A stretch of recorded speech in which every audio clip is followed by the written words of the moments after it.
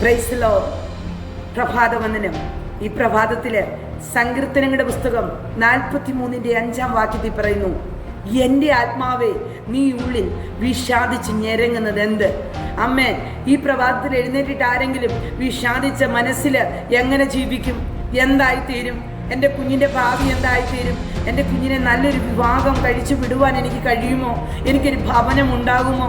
എൻ്റെ ജീവിതം എനിക്ക് എത്രമാത്രം എങ്ങനെയെല്ലാം കൊണ്ടുപോകാൻ കഴിയും എന്നുള്ളതായിരിക്കുന്ന വിവിധമായ ചിന്തകളോടെ, വിവിധപരമായ ആഗ്രഹങ്ങളോടെ, അത് മനസ്സിനകത്ത് ഒത്തിരി വളരെ ചിന്തകളോടെ വിഷാദിച്ച് എഴുന്നേറ്റിരിക്കുന്നവരോട് ഈ പ്രഭാതത്തിൽ ആമേൻ വചനത്തിൽ നിന്ന് പറയുക, ദൈവത്തിങ്കൽ പ്രത്യാശ വയ്ക്കുക. ദൈവത്തിങ്കൽ പ്രത്യാശ വെച്ചാലുണ്ടല്ലോ, നിന്റെ വിഷയത്തിന്റെ പരിഹാരമുണ്ടല്ലോ, അവൻ തരുക തന്നെ ചെയ്യും. അവൻ മറുപടിയുടെ കർത്താവ്. അതുകൊണ്ടാ പറയുന്നേ, എൻ്റെ ആത്മാവ് നിങ്ങൾ എന്തിനാണ് വിഷാദിക്കുന്നത്? ഞാൻ മറുപടിയുമായി നിന്റെ കൂടെ നിൽക്കുക.